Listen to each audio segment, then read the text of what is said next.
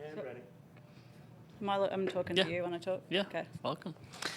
Well, welcome to the Media Center at the 2022 Gainbridge LPGA at Boca Rio. We're joined by World Golf Hall of Famer Karrie Webb. Karrie, thanks for joining us today.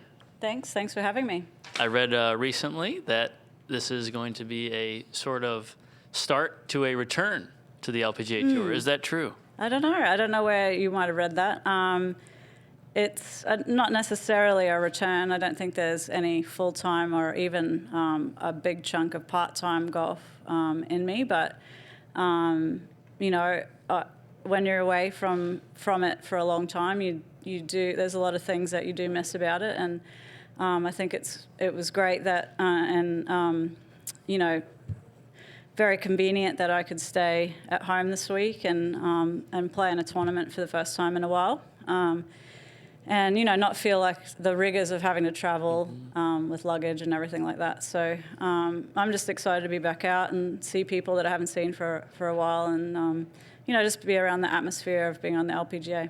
I would imagine the luggage and all that is maybe one part of the game and the lifestyle that maybe you don't miss. Yeah, I think, after 20 plus years of lugging your clubs in a tour bag around in a heavy suitcase from shuttle buses to the car rental place to the hotel, it adds up over the years doing that all on your own. So, those aren't the highlights of playing on the LPGA, but they're all part and parcel of it. And, those are definitely not the things that I miss. But, miss seeing all the people and the banter on the range and, those are the things you think when you're in the heat of it that you're not going to miss, but you actually probably miss, apart from the competition, you miss the most. Mm-hmm.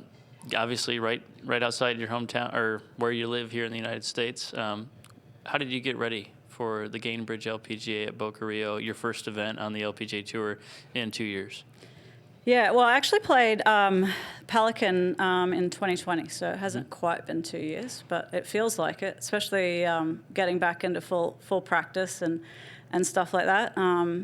That's another thing I don't really miss is the grind of putting in the hours on the range and on the practice putting green. And I think that's why I don't really have the desire to play a lot, because I really don't have the desire to put the work in, and to even come close to competing out here, you have to be able to put the work in to compete with these girls. The standard just gets better and better every year. Recently, earlier this month, the inaugural Australian WPGA Championship was contested, kind of in your honor. What was it like take us through the process of how that event came to be, and what was it like to be able to have such a talented field compete? It came together pretty late last year, but golf in Australia, I mean, not participation-wise, like golf has boomed in Australia just like it has around the world, but professional golf in Australia has really been hit hard by COVID, and the men's Australian PGA was being held, but that was in doubt also because they couldn't get international players in the field. And there was an interest to include the women and to have a women's PGA championship, which this year they played in the same field as the men. But what was really promising for me is that there was interest to have a standalone event going forward 2023 and beyond. So, when I was asked to have the trophy named after me, obviously that's a very great honor and not something that you ever think, is going to happen or something that is going to come about. So, and that was fun too. I got to design the trophy, and I've held up a few trophies, but I've never had a chance to design one that hopefully many women will hold up for years to come. What was it like to see Sue come out on top? Yeah, it was really cool. Obviously with my scholarship series, a lot of great Australian female players have come through that and gone on to bigger and better things, and Sue's one of those people. And, to have one of my scholarship winners to win it the first time was really, really special. I played a practice round with Sue today, so it was good to catch up with her.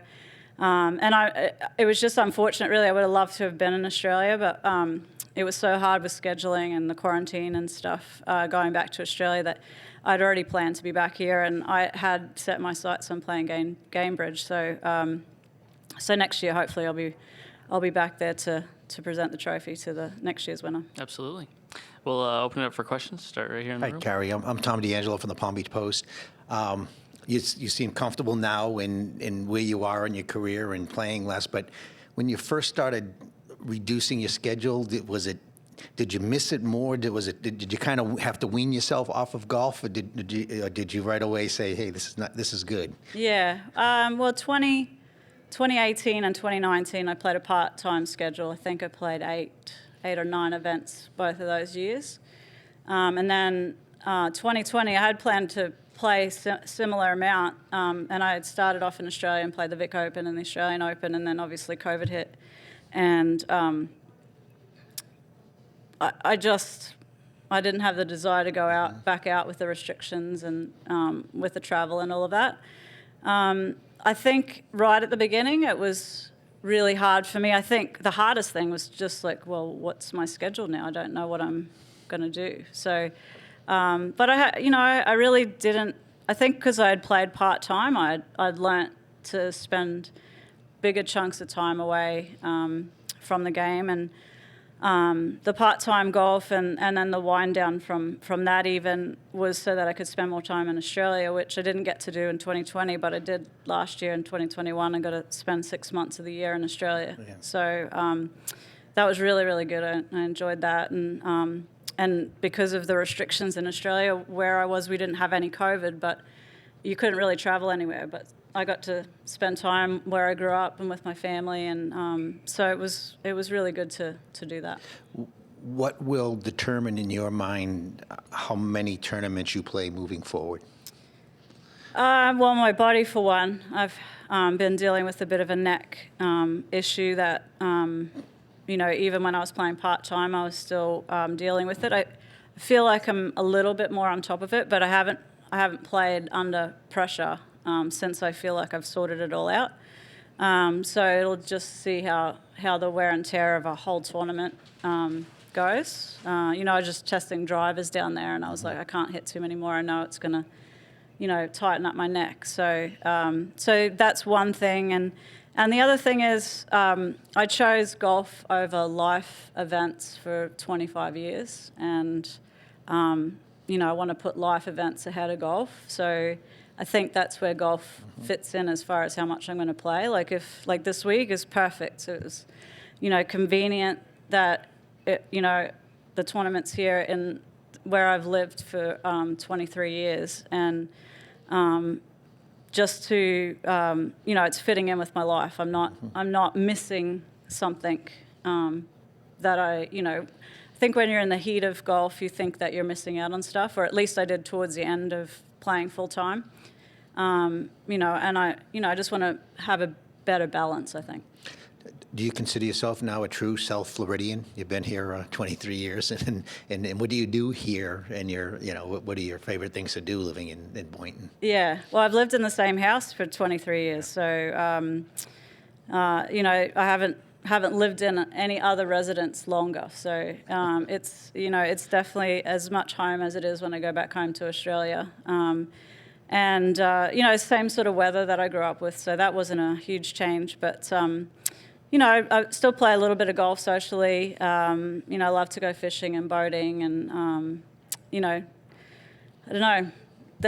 I've got a little bit more time on my hands to figure out different stuff now, different hobbies. If I could, one more. Yeah. And I know this has probably been asked a million times. What brought you? Why did you choose Palm Beach County? First couple of years I was in Orlando, and I moved there from Australia because there was a lot of Australian golfers and tennis players there that I knew. But our schedules were so different that I could be home for a week and no one would be there. Yeah. And then I also grew up in the coast in Australia, so Orlando was too far inland, too far away from the ocean for me. So, and I'd come to Palm Beach County or Martin County to stay with Greg Norman as a teenager. So I'd been down here before, and I also had friends down here. Beth Daniel was living in Delray and still lives in Delray. And then I also, through coming down to see her, I met actually people that lived here permanently. They weren't professional athletes and had crazy schedules like I did. So, I was able to come off tour and, have friends and that didn't play golf. I didn't have to talk about golf, and I could just have a social life that didn't revolve around, what I shot last week. Thank you. Awesome. Thanks, Tom. We'll go to Zoom. Rick, you're first up. If you can unmute, you're on. Okay. Karrie, nice to talk to you. Couple of things. The Chevron will be played in Palm Springs for the last time in a couple of months. You won there twice, and apart from those wins, what are the memories you're going to take away from your experiences there over the last 23 years, and what are your thoughts about the tournament moving on? It's kind of the end of an era. Yeah. Well, obviously, my two wins there are two really great memories, especially 2006 when I held the wedge on the last, which ended up getting me into a playoff. Those emotions I experienced over that shot, I've never felt on any other golf shot I've ever hit in my life. So, that's definitely something that's stamped in my memory. But just, Palm Springs is beautiful. It's a great time of the year to be out there. Mission Hills it's a great venue. I think you only have to look at the list of champions to know that it's brought the best out of the LPGA. For me, the tradition and the history of that event is something that, I'm disappointed that we are moving away from there and that it couldn't have been worked out to stay, purely because we don't hold on to those things hard enough, and I think it's, if there's casual fans of the LPGA, that's one of the events they know about. And, for me, I think it's going to be hard to recreate that anywhere else, but hopefully Chevron's able to do that. Following up on that, you're as big about history and tradition as any player I've ever worked with. So how important is it to hang on to those traditions, whether it's about the Chevron or any other LPGA event, just to make sure that history doesn't get lost and today's fans and today's players don't forget about it or don't know about it? Yeah, I think it's really important. I think, if I said the Masters is going to move to, to another golf course in South Carolina, it's still going to be at the same time of the year, and it's still going to be called the Masters. People would just laugh and say that's not going to happen. And as a kid, I know, I have so many memories from watching that event. And so many of the young girls, you walk down the tee line, they have memories of those events too. We need to continue to hold on to our traditions and our history and make them super important, as much as important as obviously playing for more money and equality. I mean, those things are super important, but if we don't hold on to tradition and history, it's hard for there to be this massive fan base that keeps coming. I think that's why those events, that's why the Masters is one of the most watched golf events every year, is because of the tradition, it's because of the history. And, we need to continue to hold on to those things and to have our players continue to hold on to those things, and then also have our fans know about those things, and that's going to grow, our fan base, which then will include playing for bigger purses and better venues and so on. So, I think that all of that can be done at once. It doesn't have to be, bargained away. Thank you as always. Thanks, Rick. Keely Levins, you're up next. Hi, thank you for taking the time to talk with us. I had a question about your preparation. You said that you've returned to full practice for this event. How does that compare to what you normally are doing? Well, it's probably not even full practice compared to 15 years ago, full practice. But I was, I played quite a bit November and December, and then actually I got COVID over Christmas, so that sort of hampered practice a little bit for a couple of weeks there. I didn't touch a club for a couple of weeks, so but it's not Karrie Webb practice that I'm used to, but it's more than if I'm not preparing for a tournament. The range sessions and the short game sessions and stuff like that. That's not a regular thing if I'm not preparing for a tournament. If I'm going out to play a social round, I'm warming up to go out, and that's about it. So I'm hitting balls for about 20 or 30 minutes, not standing on the range for an hour. Got it. Thank you. Thank you, Keely. Karrie, well, if there's no other questions, just comment in the chat if you do. Otherwise, Karrie, we'll let you out of here on this one. How, the next generation of young Australian players, I think of Hannah Green, Suo to an extent, although she's probably more of a veteran than a young pup out here, but those next generation of Australian players, how often do you communicate with them in their endeavors and their travels over the years, and what kind of advice do you provide to those players? I communicate with all the girls quite often, actually.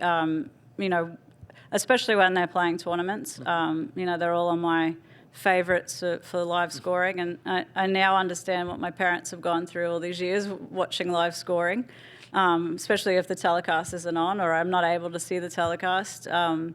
It's stressful watching live scoring when you care about the results that the girls have. But it's exciting this year. I think we've got two Aussie rookies, Karis Davidson and Steph Kyriakou, both great players. And Karis was one of my scholarship winners. Steph wasn't, but I've followed Steph's couple of years in Europe, and I knew Steph before she turned pro. And both great players, and it's great that we've got such a big Aussie contingency over here at the moment. Absolutely. Following in your footsteps. Yeah. Thanks, Karrie. Cheers. Appreciate the time. Thanks.